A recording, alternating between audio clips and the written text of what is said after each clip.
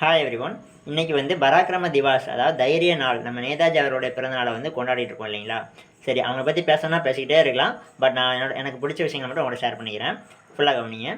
அதாவது Winston Churchill இருக்காரு இல்லையா, இங்கிலாந்து பிரதமர், என்ன சொல்லியிருப்பார் அப்படின்னா, மலையாவின் தமிழர்களின் ரத்தம் நேதாஜியின் மூளையில் கட்டியாக உள்ளது அப்படின்னு சொல்லியிருப்பாங்க.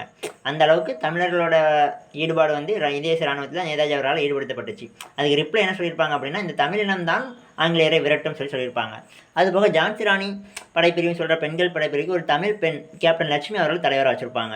அப்புறம் நான் வந்து அடுத்த ஜென்மம் ஒன்று எடுத்தேன் அப்படின்னா ஒரு தென்னிந்திய தமிழனாக தான் பிறக்கணும்னு சொல்லி அவங்க சொல்லியிருப்பாங்க. சரிங்களா? இதெல்லாம் ரொம்ப தமிழெல்லாம் எனக்கு ரொம்ப பிடிச்ச விஷயம். அப்புறம் பார்த்தோம் அப்படின்னா, டில்லி சலோ அப்படிங்கிற கோட்ஸு, அப்புறம் எனக்கு ரத்தத்தை கொடுங்கள் உங்களுக்கு சுதந்திரத்தை பெற்று தருகிறேன் அப்படிங்கிற கோட்ஸும் நீங்கள் தெரிஞ்சிருக்கோம் உங்களுக்கு. அதுபோக பொன்மொழி ஒன்று எனக்கு பிடிச்ச ஒன்று இருக்குது. சரிங்களா?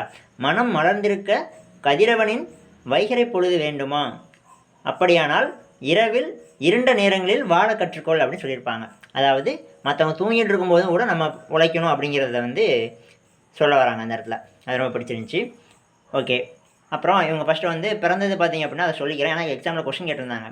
மேற்கு வங்காளம் மாநிலம் இல்லைங்களா, அதை வச்சு கொஸ்டின் கேட்டிருந்தாங்க. பட் வந்து அந்த டைமில் வங்காளம் மாகாணம்ன்ற பகுதியில் தான் இவங்க பிறந்த இடம்.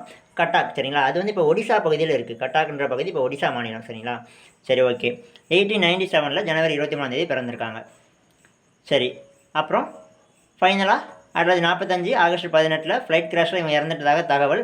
பட் அது ஆதாரப்பூர்வமாக நிரூபிக்கப்படலை. ஒரு பெரிய தலைவரோட இறப்பை வந்து மறைக்கக்கூடிய அளவுக்கு தலைவரோட கெத்து அவ்வளோ அதிகமாக இருந்திருக்கு. ஏன் அப்படின்னா, ஒரு தலைவர் இருக்கார் அப்படின்னா அவர் விதைச்ச வீரமும் போர்க்குணமும் மக்களை விட்டு போகாது. ஸோ அவங்க இறந்துட்டாங்கன்ற மாதிரி மக்கள் நம்ப வச்சுட்டாங்கன்னு கூட நம்ம நினச்சிக்கலாம். ஓகே. அடுத்து எனக்கு பிடிச்ச விஷயம் பார்த்தீங்க அப்படின்னா,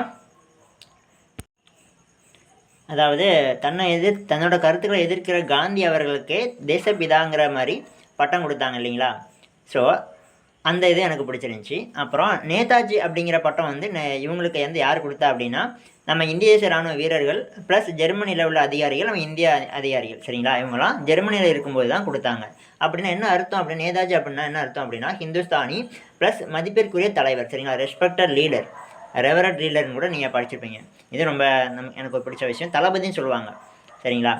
ஓகே ஃப்ரெண்ட்ஸ், இந்த வீடியோ பிடிச்சிருந்தா லைக் பண்ணுங்கள். நம்ம சேனலை புதுசாக பார்க்குறேன், சப்ஸ்கிரைப் பண்ணி வச்சுக்கோங்க. ப்ளேலிஸ்ட் செக் பண்ணி பாருங்கள், யூஸ்ஃபுல்லாக இருக்கும். தேங்க்யூ.